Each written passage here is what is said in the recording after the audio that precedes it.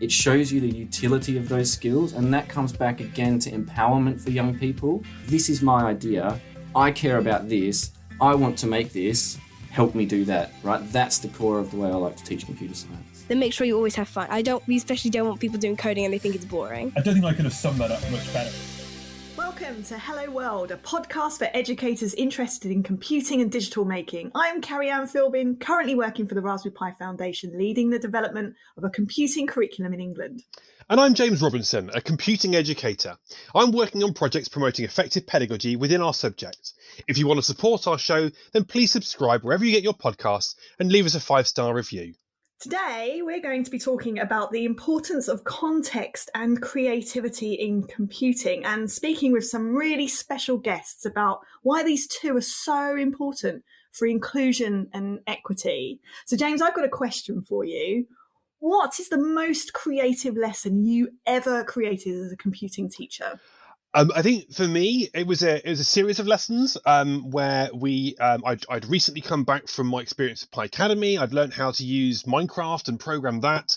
We did some work with the students to get the basics, and then I set them a task over their half-term holiday to, first of all, to produce me a space invader in Minecraft. That was their sort of basic bit, and then to do something interesting with that. And I left that very open to them. And we came back after the half term, and they'd all been doing lots of work with loops and lists and iteration and selection and all sorts of different things. And they'd all applied those techniques in very different ways. Everyone had completed a little space invader, but we had flashing space invaders, animated space invaders, moving space invaders, hidden space invaders. Somebody got halfway through making Space Invaders the game in Minecraft. And then what the nicest bit, I think, for me was then actually getting them all to this real buzz in the classroom as they all looked at each other's projects and asked questions. And how did you do that? And oh, that's really cool. And it created such a great kind of bit of conversation. And I think for me, creativity and context is really important because it allows students to have that agency. And the different context that we give our students to work in means that you can sort of encourage a broader range of students to get engaged in the subject by offering lots of different contexts. So yeah, that's kind of my experience. For me, that really resonates. I mean, I remember when I was first introducing kind of text-based programming into the classroom, we'd done a lot of, block-based programming. We'd been using tools like Scratch for a while. And that tool was really great. And it was clear that for all my students, whatever their backgrounds, whether they were girls or boys or different class backgrounds, they all got something out of using that tool because they felt like they were able to create projects that were meaningful to them. And they had agency over that. But when we moved to text-based programming, I think that was a transition where I could see I would lose students, right, who in Scratch were loving it, but when I moved to text-based programming, weren't quite on the same journey. And so I was really fortunate to just by happenstance to sort of just coincide with a researcher at the University of Cambridge Computer Lab called Dr. Sam Aaron, who at the time was creating a tool to be able to program music. And that was called Sonic Pi. So we met up on my whiteboard. I remember designing a sort of really basic IDE that students would be able to program in one side, and they'd press a play button and they would be able to hear the sounds and actually compose music, but using code. That project for me, it was just a kind of idea we both had coming from different levels of experience and backgrounds. Working with students who, again, were different abilities. I had, top-end students and students with special educational needs, all doing the same lessons and all getting something out of that lesson in terms of engagement and excitement, but also in attainment. They were achieving, they were learning concepts around computer science, they were learning sequence, selection, iteration. I remember introducing a lesson about variables, which was a complete disaster because, and I learned very quickly, that students only need computing concepts and programming concepts when they need them. Don't introduce a variable just for the sake of it. But, creativity and context, the context here being sort of music and having the freedom of the creativity to make something that was meaningful to them, really engaged a broad range of students. I've got just a really quick story related to that. I remember because I used Sonic Pi in my classroom. I was introduced to it through Pi Academy as well. Really love it. We once had a local radio reporter come into our classroom, and I think the experience as this individual came in and just heard the students just playing really random, varying quality is how I'm going to politically put it. Music was a real experience. The kids were making really just weird sounds, but they were so proud of what they'd made. It didn't have to be like good or high quality. It just had to be theirs, and that really motivated them. The synthesizers that you can add to just some very simple bleeps and bloops in Sonic Pi are just mind-blowing for teenagers. I'm just going to say that. So the varying degree of quality is definitely there, but the fun is also a big factor. I mean, that's very creative for, a couple of teachers, you and I, James. But thankfully, we're joined by some students to get their perspective. So I'd like to welcome Dahlia and Ethan, better known as Coding Siblings on YouTube. What's the most creative computing project that you've been involved with? Hi, I'm Dahlia, and probably the most creative thing we've done on Python and posted on YouTube is probably the Hangman game we've been creating recently. Yeah, we've been having to. I think the most creative aspect of that game is making the figure that is, like whenever you lose a life, it adds on an extra body part. So that's we've had to kind of select what keys and what symbols to put into it to make it seem accurate. Yeah, you need to have a bit of creativity to kind of figure that out. And we've been posting, like splitting it up like different sections, and then putting them on YouTube. So we've been getting first bit of the code and then putting it into one video, and then the next video putting a bit more code, and then etc. So that's been pretty creative, I think. Yeah. And what inspired you to start your YouTube channel? Which, by the way, also I think the chemistry between you on screen, you're clearly siblings. You really get on really well on the camera, and it's a really great, series that you're producing. What was the inspiration or motivation for creating that series? Well, both our parents are computing teachers. We've been taught a lot about coding since a very young age. When I was in year 3, maybe, we've been doing very basic Scratch and very basic. And then like year 4, 5, 6, we're doing Python, basic Python. Computing can be very creative. And some of our favourite lessons in computing, other than coding, although we do like that, have been when we've been using stuff like Blender or Photoshop to edit the images or create models or stuff like that. So we really started coding when we were year 6 and when you were like year 8. Something like that. And then we thought we should make a YouTube channel on it and show everyone what we can do and help them get better. And in case they don't think they're great at Python, we can help them get better. So you're obviously very excited about this subject, both of you, and you obviously come from a family who are very excited about this. And James and I are very excited about this subject, but so we'll happily sit here and talk about it all day. But I think, what came across to me from your article was the sense that perhaps in all schools, and, not every young person has access to the same kind of inspiration, perhaps, or perhaps aren't as excited about the subject as you guys are. So I wondered if, as this is a podcast for teachers, if you had any kind of ideas or tips for teachers on how they could make computing, the subject, digital making and computer science perhaps more interesting for people your age. My number one tip would be to apply the examples they show to the real world and the real world situations. So an example of that would be things like COVID data. So if you're teaching spreadsheets or graphs, you could kind of link that to the COVID-19 and the data of what's been going on. Me and Dahlia think that children connect with the real world much better than just a made-up example.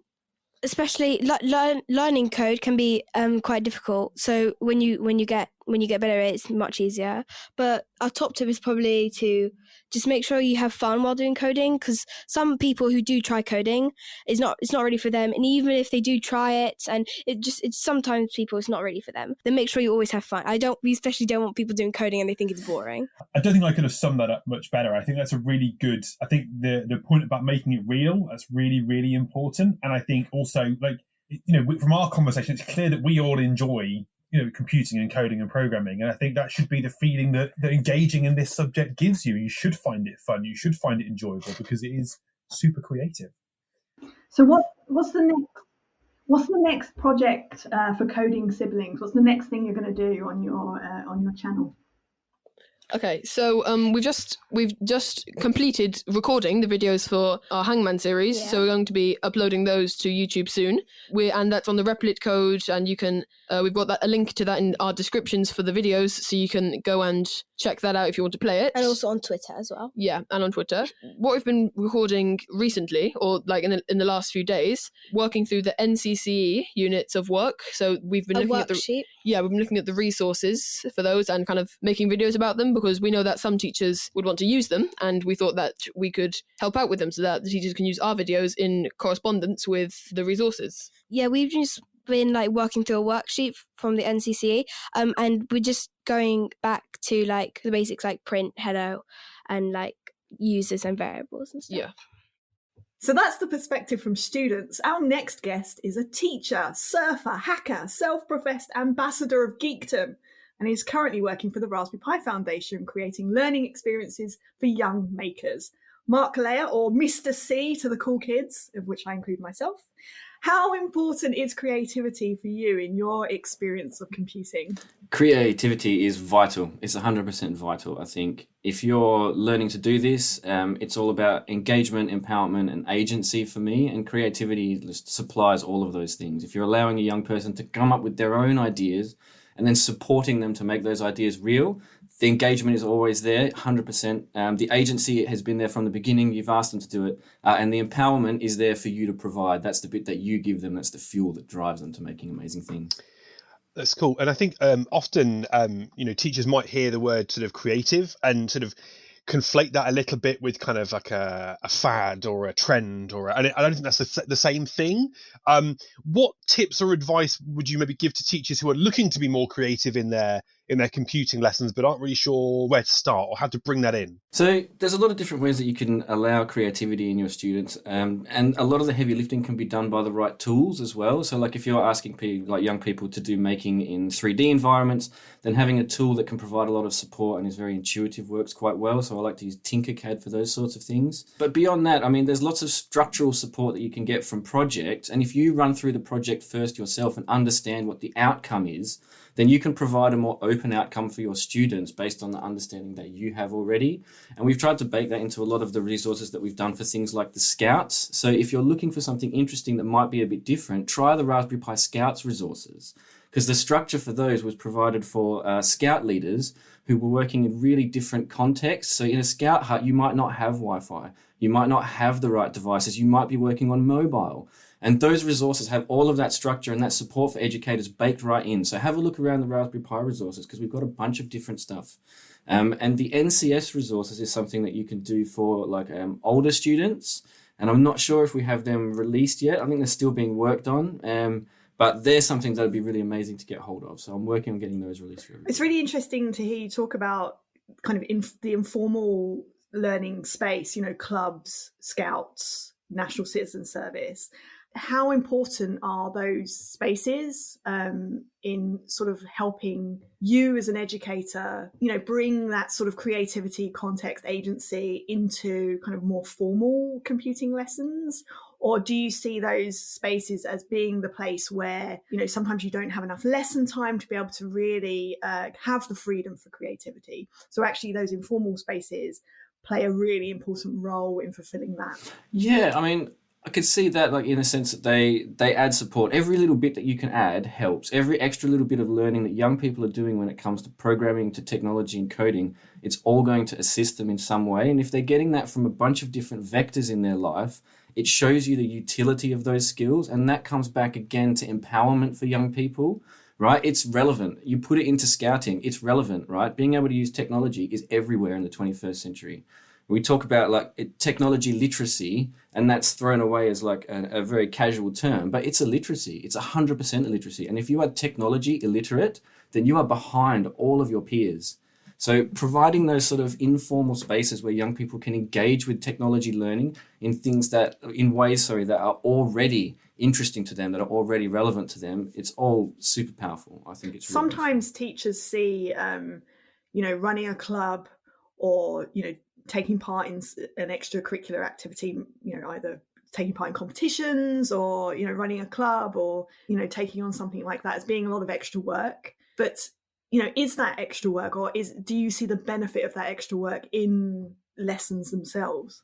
No, you definitely do. It's definitely a virtuous cycle that you would build as a teacher, going out and having that after school club. I always like to use my students as a resource, as like mercurial as that sounds. I think if you've got students who are doing the after school club and they are pro technology and they are interested in engaging with their own learning, if they're in your classroom with those other 20, 30 students that are trying to work through that same lesson, they are a source of inspiration and morale for those young people. They're a secondary instructor for you in the classroom. I love having my advanced students jump around the classroom and help everybody, right?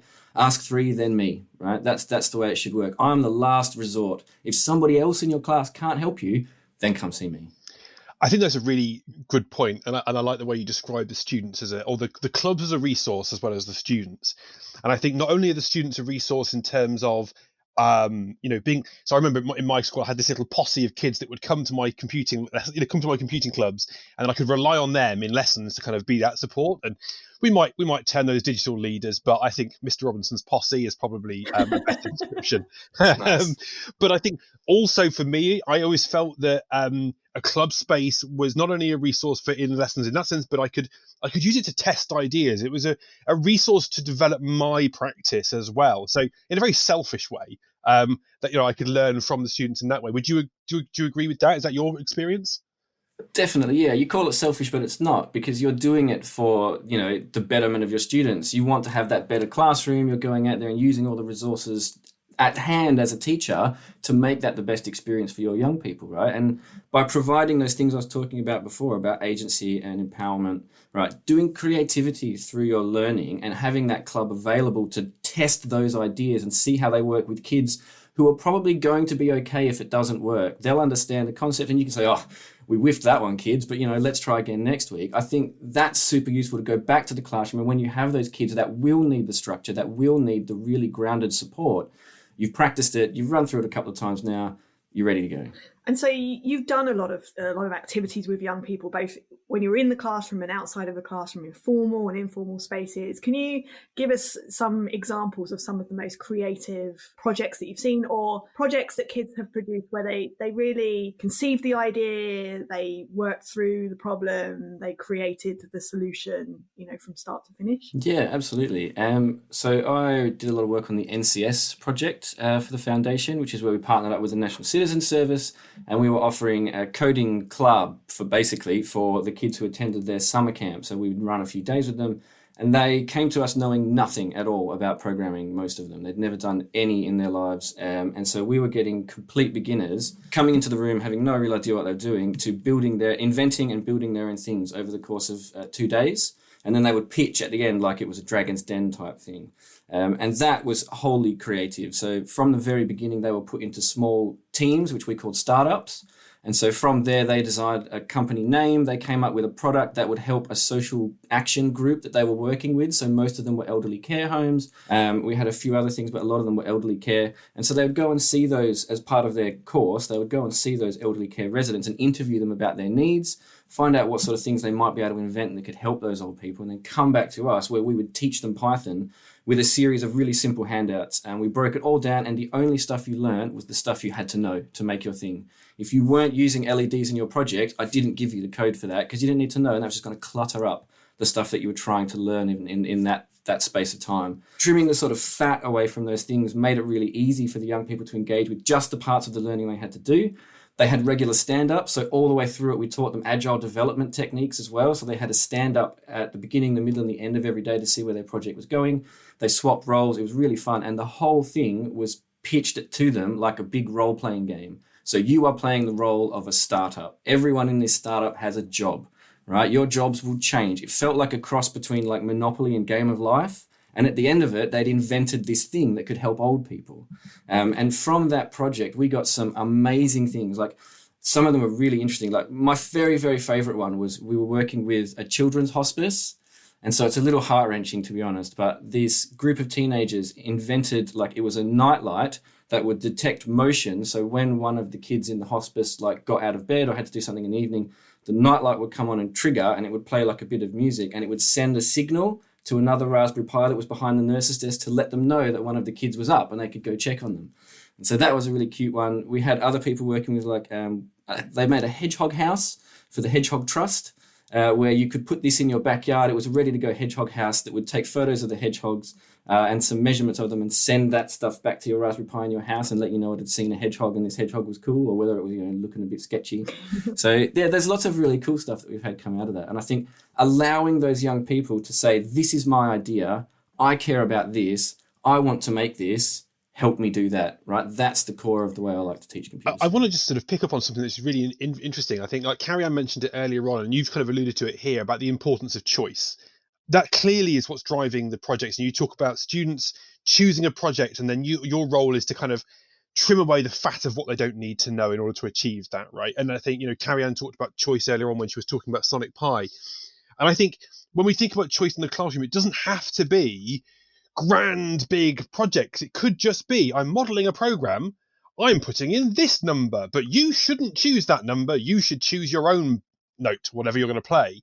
And I think you can put that choice onto students in very small, minor ways. I think that's something that everyone in their classroom can do tomorrow, next week. Just force your students to make some choices and don't copy your code if you're modeling. But also removing choice, right? Yeah. Because as Mark has said, removing the choice to just litter your project with making it pretty or flashy lights, actually that's a distractor. And so let's remove that choice and provide suitable choices. Absolutely, yeah. And that's a big part of it too. Like you say, removing the things that will just paralyze them. There's so much available to these young people, and a big part of the project we had on NCS was, okay, you've got a million ideas, you need to whittle them back to one, and then take that idea and whittle it back to something practically achievable, right? So we had all these young people saying, I'm going to build a robot that will be sort of like an emotional interaction robot that can get your lunch. In 2 days, there is no chance of you building that. And that was something that we had to say a lot. And sometimes you have to be harsh about ideas. So not rude. There's a big difference between disrespectful and harsh, but sometimes you have to tell young people that is not achievable. We need to think about something you can achieve. And so saying to them that you can make anything is great, but it's also not 100% true. I think that time thing is a really big, I remember having many a conversation like this when we did teacher training through Pi Academy.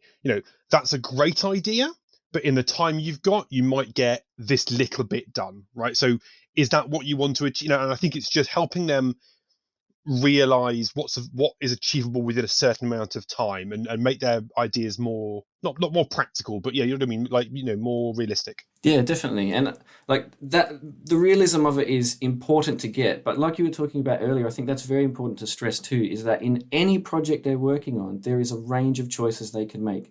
And often they might just be aesthetic choices, but for young people, that's still choice. That's still agency. I don't want the cat sprite in my Scratch project. I want to turn it into a hamburger. Fantastic. Why is it a hamburger? Tell me more about that. Fail upward, right? Change your mind. Fantastic. Change things. Maybe it goes wrong and you don't like it, or you have to explain to me why you made that choice. There's always ways you can expand the thinking of that young person just by giving them the smallest choice to change their sprite.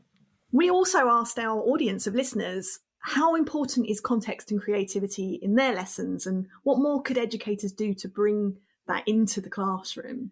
And Catherine Elliott said, very. Context provides meaning and relevance to activities and helps students make sense of abstract concepts. Creativity helps with engagement and inclusivity. That's a really good point made by Catherine there. And I really like this comment by Katie van der Peer Brown, who's a secondary teacher here in Cambridgeshire. And I think her point, she says, as long as creativity does not get confused with faddy, solid teaching that impacts on progress is the most important factor. And I think that's really true. And I think we've kind of covered that in our conversation, that creativity is really important, but it's about guiding the students and structuring that creativity. It's not about whizzy, fancy technology. It's about choice and agency. If you have a question for us or a comment about our discussion today, then you can email us at contact@helloworld.cc or at helloworld_edu on Twitter. So, James, what did we learn today? I think we've learned so much today. I think one of the really important things for me is all the small ways that teachers can introduce choice and agency into the classroom with their kids. There are lots and lots of ways they can do that. I hope anyone listening can just take that away and think about one thing that they can tweak in their lesson tomorrow to give the kid just that little bit more choice and agency. How about you, Kerry-Ann? Well, I've learned that I'm easily distracted by LEDs, so maybe I shouldn't be provided with that choice. Aren't we all?